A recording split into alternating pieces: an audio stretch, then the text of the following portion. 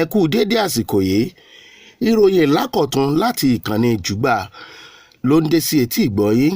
Ṣeun Agboola lórúkọ mi. Ìjọba àpapọ̀, mínísítà fún ètò ẹ̀kọ́ àti mínísítà abẹ́lé fún ọ̀rọ̀ ẹ̀kọ́ Dr. Maruf Tunji àti mínísítà abẹ́lé ọ̀rọ̀ ẹ̀kọ́ Dr. Suaba Ahmed ti gbé òṣùbà ràbàǹdẹ̀ ó káre láì fún ààrẹ Bọ́lá Ahmed Tinubu lórí akitiyan wọn fún bí wọ́n ṣe dá ẹ̀kọ́ lórí ìtàn padà, èyí tí wọ́n ti fagilé lọ́jọ́ tó ti pẹ́. Lẹ́yìn ìpàdé kan tí wọ́n ṣe ni wọ́n ti fẹnu kò pé láti kékeré ni wọ́n ti máa kọ́ àwọn ọmọ iléèwé ní ẹ̀kọ́ ìtàn history. Ó ti padà kò dúró mọ́ o fún ìdánimọ̀ oníkálukú láti mọ ibi tí wọ́n ti ń bọ̀, ibi tí wọ́n dúró sí àti ibi tí wọ́n ń lọ. Ìjọba àpapọ̀ dá ẹ̀kọ́ ìtàn yìí padà history sínú àwọn subject láwọn iléèwé wa láti primary 1 títí tó fi dé JSS 3. Bákan náà láti SS1 dé SS3 ilé ẹ̀kọ́ girama àwọn náà máa kọ́ nípa civic àti heritage study. Wọ́n ní ọ̀rọ̀ yìí wà fún ìṣọ̀kan orílẹ̀-èdè Nàìjíríà kó ní kálukú lè mọ ìtàn ni wọ́n ṣe dá history padà sínú àwọn sọ́bjẹ̀tì wa. Mínísítà fún ọ̀rọ̀ ẹ̀kọ́ Dr. Maruf Tunji ló gbé jáde, ó wà nínú ìwé ìròyìn Vanguard. Àwọn ará Rivers ti fi ìdùnnú wọn hàn sí ààrẹ Bọ́lá Ahmed Tinubu fún dídá tó dá gómìnà wọn tẹ́lẹ̀ padà, èyí tí àwọn èèyàn dìbò yàn sórí àlééfà lẹ́yìn oṣù mẹ́fà tó ti fi ipò náà sílẹ̀ nítorí èdè àìyedè tó ń ṣẹlẹ̀ ní ìpínlẹ̀ náà.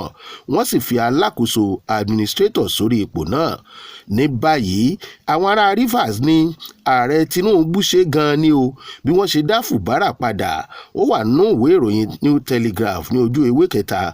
Bẹ́ẹ̀ ni wọ́n ti dá igbákejì àti àwọn aṣòfin ìpínlẹ̀ náà padà.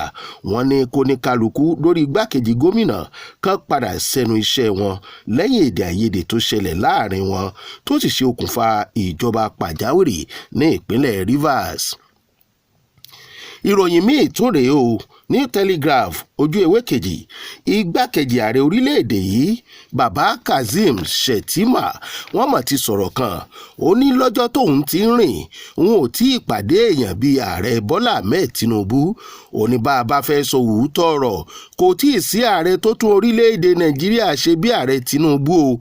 Ó ti yí ètò òṣèlú àwarawa padà sí dáadáa. Ó sì jẹ́ ààrẹ tó fi ara rẹ̀ jìn fún aráàlú pẹ̀lú àyípadà rere tó sì ti mú bá ọrọ̀ ajé wa. Igbákejì ààrẹ Kazeem Shettima ló sọ bẹ́ẹ̀. Ó wà nínú New Telegraph ní ojú ewé 2 lọ́wọ́ ìsàlẹ̀. Ó ní adarí rere ni ààrẹ Bọ́lá Ahmed Tinubu, èèyàn rẹ̀ sì ni pàpà. Bákan náà ni ó ní ààrẹ ti ṣetán láti ná owó lórí àwọn ọ̀dọ́ kí ìgbésí ayé wọn kó lè bá àyípadà sí rere ju bó ti wà tẹ́lẹ̀ lọ. Ààrẹ Bọ́lá Ahmed Tinubu gbọ́dọ̀ tọrọ àforíjì lórí ọ̀rọ̀ Fubara fún ìpínlẹ̀ Rivers àti gbogbo ọmọ orílẹ̀-èdè Nàìjíríà nítorí kò dáa bí wọ́n ṣe ṣe èyí tí wọ́n ṣe yẹn láti yọ Fubara lásìkò tá à ń lo ìjọba àwa ara wa lọ́wọ́ democracy. Ọ̀gbẹ́ni Timothy Ọ̀sádọ̀rọ̀, igbákejì National Youth Leader fún ẹgbẹ́ òṣèlú PDP ló sọ bẹ́ẹ̀. Ó ní látìgbà tí ààrẹ ti yọ Fubara nígbà yẹn ni wọ́n ti ń ṣe àwọn nǹkan tí kò dá nínú democracy. Ó ní wọ́n yọ Fubara nítorí tó ń ṣẹlẹ̀ ńbẹ̀. Ó ní tó bá ṣẹlẹ̀ ní orílẹ̀-èdè Nàìjíríà ta ni yóò yọ ààrẹ. Ó ní àpẹẹrẹ burúkú ni eléyìí o. Ó ní ìjọba democracy ni eléyìí, kì í ṣe ìjọba ológun. Ààrẹ Bọ́lá Ahmed Tinubu ó ló yẹ kó jáde tọrọ àforíjì lọ́wọ́ gbogbo olùgbé ìpínlẹ̀ Rivers àtọmọ orílẹ̀-èdè Nàìjíríà. Níbi ìfọ̀rọ̀jomitoro ọ̀rọ̀ kan lórí tẹlifíṣàn kan ló ti sọ̀rọ̀ yìí. Ó ní bí ìgbà tí wọ́n ń fún democracy lọ́rùn ni o, wọ́n fẹ́ fún democracy lọ́rùn pa. President lélẹ̀ fún àwọn ààrẹ míì tó tún ń bọ̀ ìsọ̀rọ̀ láti fún wọn ní agbára nírú eléyìí. Ó wà nínú ìwé ìròyìn Vanguard. ìjọba àpapọ̀ ti jábọ́ rẹ́lẹ̀ lórí ètò ààbò. Alhaji Atiku Abubakar ló sọ̀rọ̀ yìí níbi tó ti gba àlejò àwọn èèyàn láti Borno nílùú Àbújá. Ó ní ọ̀rọ̀ yìí tó àpérò nítorí pé kò jọ pé ìjọba àpapọ̀ ṣetán láti ṣẹ́gun àwọn agbésùmọ̀mí. Ó ní àpẹẹrẹ burúkú ni bí àwọn agbésùmọ̀mí ṣe ń ṣèjọba láwọn ìjọba ìbílẹ̀ kọ̀ọ̀kan, eléyìí tí ó túmọ̀ sí pé agbára ìjọba wa kò káwọn agbésùmọ̀mí mọ́. Ó ní gbogbo eléyìí agbára àwọn ológun wa lè ká wọn bí ìjọba bá ṣetán láti dojúkọ wọn. Ó ní ikọ̀ agbésùmọ̀mí ti gba àwọn ìletò káàkiri lókè ọya nílùú Nàìjíríà.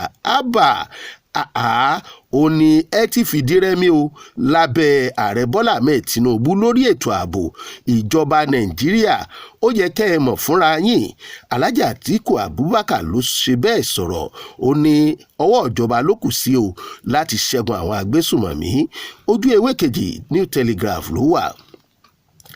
Àwọn ọmọ yahoo ti ba orílẹ̀-èdè Nàìjíríà jẹ́ lágbàáyé o.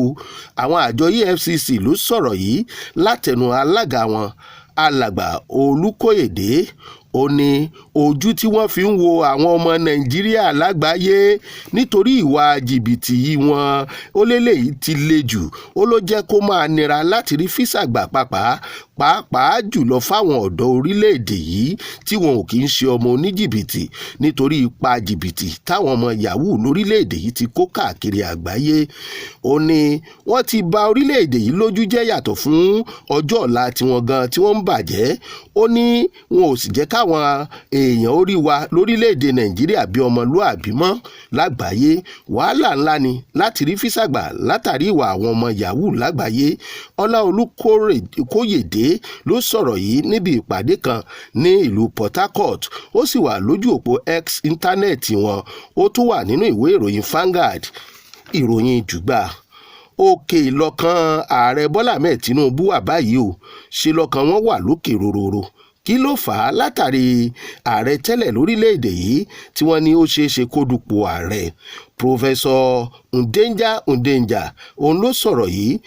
Ó ní òun rí dájú pé kì í ṣe ẹ̀rù kékeré ló ń ba ààrẹ Bọ́lá Ahmed Tinubu lórí ọ̀rọ̀ ìbò 2027 tó ń bọ̀ nítorí ààrẹ Goodluck Jonathan tó ṣeé ṣe kó padà wá dupò ààrẹ.